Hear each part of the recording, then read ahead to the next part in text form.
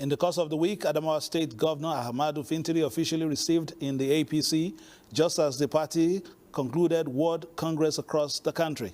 Our discussion segment focuses on the preparation by political parties ahead of 2027 general election. And former Governor of Bayelsa State and serving Senator Henry Siraki Dixon emerges as the national leader of the newly registered Nigeria Democratic Congress, NDC. We have these and more on political update today. I'm Fisayo Ogunfuyi. Welcome.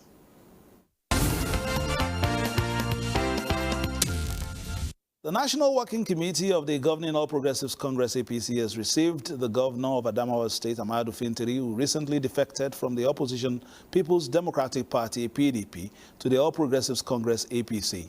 Addressing the media shortly after the closed-door session in the course of the week with NWC members at the National Secretariat of the party, Fintiri said the APC, under the renewed hope, has performed excellently and will no doubt have the people's endorsement in 2027 and beyond. The work done by Mr. President, he deserves a second time. And I think it's going to be smooth, it's going to be, he's going to be accepted by all Nigerians, because the macroeconomic policy that he initiated, yes, it was rough for most of us because we are not used to it, but it has given a very positive result to us, and the country is really working and we're on the right direction. And it seems to be agreed by all of us that there is light at the end of the tunnel. Everybody knows the value that he has brought to the politics of the Northeast in terms of coordination, in terms of bringing new life to Adamawa State, and in terms of project and development. What he has done is unbelievable. So bringing him is one of the best additions that we're having in recent times. And we want to welcome him to where he rightly belongs. He's a progressive, with a progressive mind. So he wouldn't have settled anywhere else than the APC, where his policies will be best appreciated, where he can fit into the Renew Hope agenda of Mr. President and factor himself into what we're doing. Governor Fintiri mentioned the economic reforms, national and energy security as clear manifestations for renewed hope mandate under the renewed hope agenda, and appealed to Nigerians to rally around the president for robust democratic gains. Moving on now, a new set of executive members of the All Progressives Congress APC have emerged at the state levels in what looks like a peaceful and transparent process at various state congresses. Elizabeth Omori, in the course of the week, put together a compilation of some of the activities at the state level. In Kano, former Commissioner of Water Resources, Umar Haruna Doguwa, emerged chairman, and 23 other executive members also elected. They promised to work together towards the success of the party in upcoming elections. And the All Progressives Congress APC in Plateau State also inaugurated new executive members, with Rufus Baturi emerging party chairman through consensus. In our dictionary, there is nothing called failure. We will not fail, I assure you. Governor Caleb Mutfwang emphasized the importance of internal democracy to foster unity among members. The joy I have is that the APC is a platform, but the bigger platform is the interest of the people of Plateau State. In Cross River, former lawmaker Christopher Ita was elected chairman through consensus at a stakeholders meeting alongside other executive members. Governor Otu appreciates the new team, citing their dedication and capacity. But what I'm happy is the people here, the delegates have worked very carefully to bring them out, to suit this particular time that we want to transit peacefully. Thank you very much for finding us worthy to serve your party. In Anambra, Senator Ima Anosike was declared the new chairman of the All Progressives Congress after the dissolution of the former state executives of the party, led by Chief Basil HDK, in line with Article 20 of the party's constitution. It was unanimously adopted through a voice vote by delegates at the state congress. I want to assure you all that by the grace of God, you will see another kind of APC in Anambra. right, APC getting ready with some housekeeping, which was done, of course, by members at the subnational level, seeing new schools as well.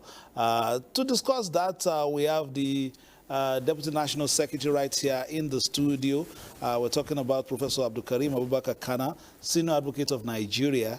Thank you very much for joining us. Thank you very much. You saw your members there, both new and old. Yes.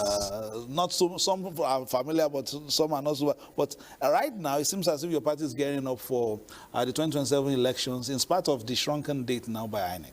Yeah, well, with or without the 2027 elections, the time is due for the congresses at the state all the way up to the national. And I think we are working in compliance with our own constitution, which prescribes that every office holder spends 4 years.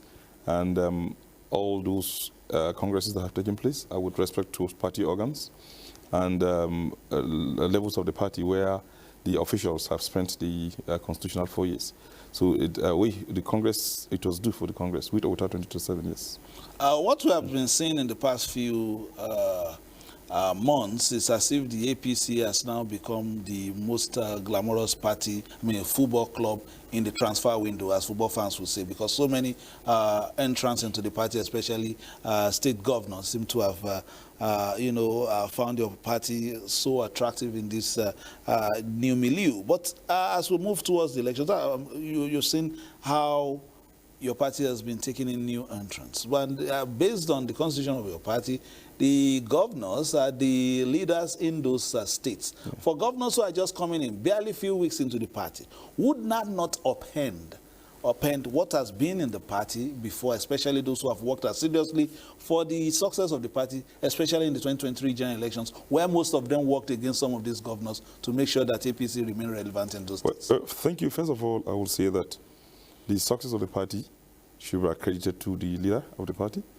the President and Commander-in-Chief, Asiwaju Bola Ahmed Tinubu, GCON. And the reason is this: he's providing quality leadership. He has provided, he's giving direction to the country. He made promises at the inception of his administration. Very difficult decisions were taken, economic policies, and he made a promise that they will yield positive results. Those of us who were patient knew that when he speaks, it materializes. And now we're seeing the results. And I think the avalanche of persons moving into the party is a result mostly of the outcome of a promise that has been made and kept. And that's what we are experiencing now. For the governors who have moved in, yes, the party constitution is very clear. The governor in the state is the leader of the party, just as the President and Commander-in-Chief, who is also a member of our party, will be the leader of the party in the country. But then we have mechanisms in place, particularly in handling the new entrants, where there are governors who would automatically become leaders of the party to ensure that the interests and rights of the persons who were there in the party prior to the arrival of new entrants is protected. And as much as possible, the party has been working around the clock to ensure that the rights of those existing members is upheld. And I think that's what we do. If there's anything that's taking so much of our time now, between when most of these decisions were taken, when many of these governors started moving into the party, essentially, is grievance and conflict management to ensure that no one feels aggrieved with that action of accepting new governors or new persons into the party. Nobody is being offended, I can assure you. Everybody's rights are being observed. That's, yeah. Naturally, the word on the streets was, well, you know, that's what people will be saying, especially the grassroots, is that once the governors come in, jungle will mature. Because now, if you have been working against the governor for years and now it comes in, there must be some tiny reconciliations to be done. On the table. Well, you've answered the question. Reconciliations are taking place. Well, no, there are no issues here and there that coming up, but the president and the leadership of the party, particularly under the chairmanship of our party, President Tawi, is doing everything it could to ensure that those issues are resolved amicably. We're working very hard, very, very hard. What is also going on while the other parties too are getting ready for all this, and some have even started, is the online registration of your members across the country. It's as if you, perhaps anticipated something like this. It's ongoing already, and you have a head start. Is that perhaps positioning yourself very well as far as the election? The issues of e-registration, e-membership registration of our party did not start yesterday. It wasn't really because of in anticipation of any provision in the Electoral Act. It's an effort that has been ongoing for a long time, and but practically it only started in January this year, when there was a lot of effort that was put into it, and then we, the last 1 month, I think basically 1 month or 1.5 months, we're able to commence and then reach the stage where we are right now in our membership registration. Essentially, it's 4 weeks. It's not something we may have had it in mind long time ago, but essentially the work, the practical effort towards it is in the last 4 weeks, essentially, or weeks prior to the commencement of the congresses, where we now had to stop. We started in January, had to stop for the purpose of the congresses as prescribed by the law. You can't be having congresses at the same time registering new members. And before congresses, the Electoral Act requires that you submit the register to the INEC before you start any such electoral processes within the party. And we did just that. We didn't, but then of course, the opposition parties are also in the National Assembly. We don't know who inserted that provision in. We only saw it later after the law was passed. I was surprised myself. I was the National Legal Advisor of the APC until recently, but I have to be frank with you, we didn't know that provision was there until after it has passed. And I think it's in line with the global best practice that that provision has to be inserted. All right, let's quickly look at what is happening this year. Time is not our friend to what is happening this year already. We have the FCT elections done and dusted, with the party doing quite well. You know, some would even say, you know, exceeding expectations if we look at the voting pattern in the FCT over the years. And now we have 2 off-season elections in Osun, in Ekiti and Osun states. Yes. In one, you have the incumbent governor, you know, there, while the other one, you will be, you know, contesting against the, you know, the incumbent governor who has moved, you know, from the PDP to Accord at the moment. What's the mood in camp? Well, the responsibility of every political party is to win elections. And the national chairman of the party has continued to make it very clear that it's our function, essentially, to conduct and win, and to ensure that we deliver our party. And we are prepared for it. We have ensured that the candidates we have funded our tickets to are very formidable candidates that will face any opposition. Like you rightly observed in Ekiti, you have the incumbent who is performing very well as a governor. He is delivering on the mandate of the party.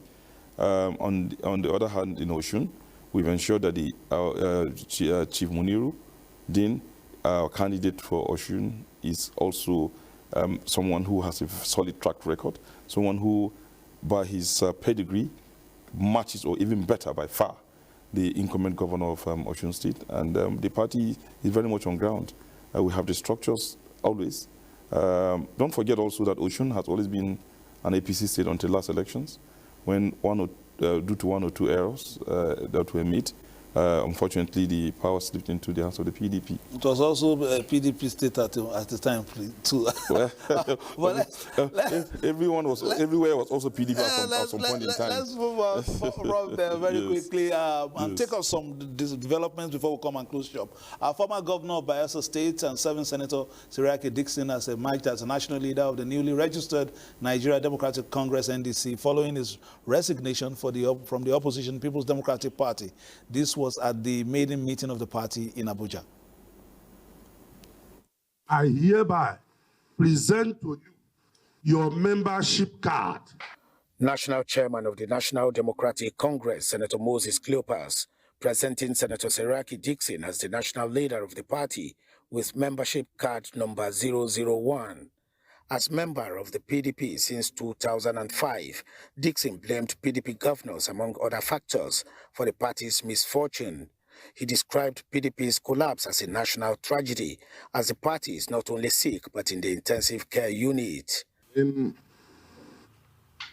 compliance, pursuant to the Constitution of the People's Democratic Party, I formally communicated my resignation. Following the release of elections timetable by INEC, the newly registered party NDC noted that it has commenced online registration of members across the country, urging Nigerians to embrace the party as a credible third force. The Inter-Party Advisory Council, IPAC, has raised concerns about its ability to participate in the 2027 general elections if the National Assembly fails to amend certain provisions in the Electoral Act 2026. This was part of the resolutions reached at the Council's General Assembly held in Abuja. It's a lone agenda General Assembly meeting to review the new Electoral Act 2026. IPAC listed 6 key demands that must be addressed through urgent amendments by the National Assembly. They include the restoration of indirect party primaries, arguing that political parties should retain the constitutional right to determine how they nominate candidates for elections. It also demanded the removal of the requirement for political party members to possess and upload their National Identification Number, NIN, warning that such a provision could disenfranchise many Nigerians who do not have access to the identification system. The National Assembly must therefore align the Electoral Act with the Constitution of the Federal Republic of Nigeria to avoid unnecessary judicial burden on such matters. I will also use this opportunity to appeal to political actors not to put fire or to ignite crisis across board. IPAC noted that the outcome of elections could be rejected as illegitimate and would not be recognized by the parties under its umbrella if concerns raised are not addressed. Just before we wrap up with the closing lines, the Kano State House of Assembly in the course of the week served an impeachment notice on the Deputy Governor of that state, Aminu Abdulsalam Gwarzo, over 4 allegations. The notice, endorsed by 38 of the 40 members of the House, marked a significant development in the state's political landscape. The Assembly has also received correspondence from the All Progressives Congress Kano State chapter affirming the maintenance of the status quo in the leadership of the House of Assembly. Majority Leader Lawal Hussein has presented 4 allegations against the Deputy Governor Aminu Abdulsalam, including breach of trust, abuse of office, and gross misconduct. He said the offences were allegedly committed while the Deputy Governor supervised the Ministry for Local Government between June 2023 and January 2024. According to him, the allegations are impeachable under Section 188 of the 1999 Constitution of the Federal Republic of Nigeria as amended. A formal notice of the allegations is to be served on the Deputy Governor Aminu Abdulsalam, who is expected to respond accordingly. The House will thereafter determine the next line of action. Meanwhile, during plenary, a correspondence was received by the Kano State House of Assembly from the All Progressive Congress State Council affirming the maintenance of status quo in the leadership of the Kano State House of Assembly, which involves the Speaker and his deputy alongside 4 principal officers. Remember that the Kano State APC is maintaining the status quo regarding State Assembly leadership. The House has been adjourned to Monday, the 30th of March, 2026.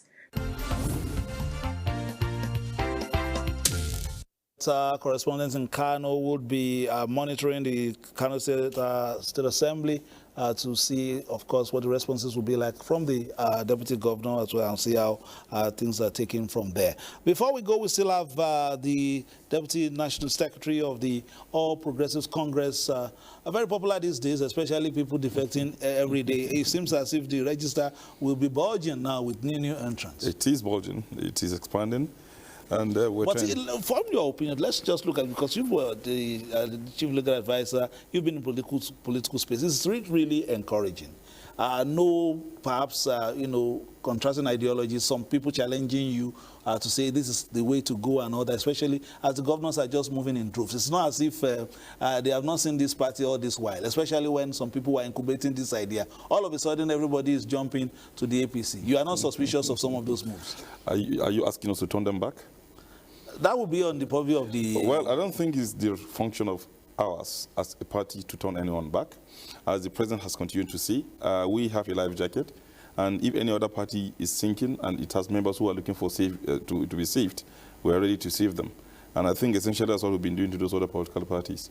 The responsibility of ensuring that opposition is not that of a party that is already in power.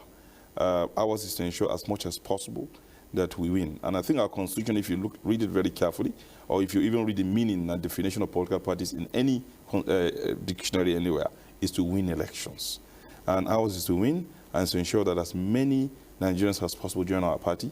And we're working very hard towards that, both as a party and also as a government, to ensure that all Nigerians become members of our party. Somehow, some way, ours is democracy. It will find its way, and it's going to succeed with or without opposition in place. But certainly, even where there's one party, there is opposition within the party. And the rules and laws are clear on how to ensure there is balance in the discharge of and distribution of resources in the country, to ensure that everybody gets its dues. So while we agree that opposition is good, however, it's not our responsibility to pursue anyone out or block anyone from entering our party. Our doors are wide open to date, and our chairman has continued to see it. He's inviting everyone who wants to join the party to come and join. And this is the right time to join, not to wait until after elections. I don't want to go to that, but very quickly, before I let you go, 10 months down the line, of course, the general elections will be underway. Just now, we have a new referee talking about Professor Josh Amoputon. What are your words for him at this time, as we see, of course, the off-season elections coming up, and then the big one in January? Yeah. Well, Josh Amoputon, Professor, Senior Advocate of Nigeria, my teacher is, and of course, a senior colleague of mine. He taught me in the university. I can tell you that he's one very competent and capable individual. I'm not saying this because he's the INEC chairman. This is my personal view about him, and I would say that his choice was the right one, and by whoever recommended him to be appointed into that position. The Electoral Act 2026 has been passed. INEC chairman has been appointed and of course approved by the National Assembly, and I think the ball has been set rolling for anyone who wants to participate in the game. We as a party are ready to participate, and you can see that we're putting our house in order. We're also encouraging the other political parties to put the house in order, so that the election can be peaceful and amicable at the end of the day. All right, the professor, that's INEC chairman, must be proud to have, of course, taught another professor like yourself on political update today. Of course, it's not teach me, perhaps I'll be a student sooner or later. Yeah. That has been the program for today. Many thanks to our guest for coming. He's the Deputy National Secretary of the APC, a senior advocate of Nigeria. Many thanks for coming. And of course, you for watching political updates. Between now and when we come away again on Tuesday, do play your politics for the greater good and keep it locked on Africa's largest and finest for news, reviews, previews, and interviews. Bye-bye now.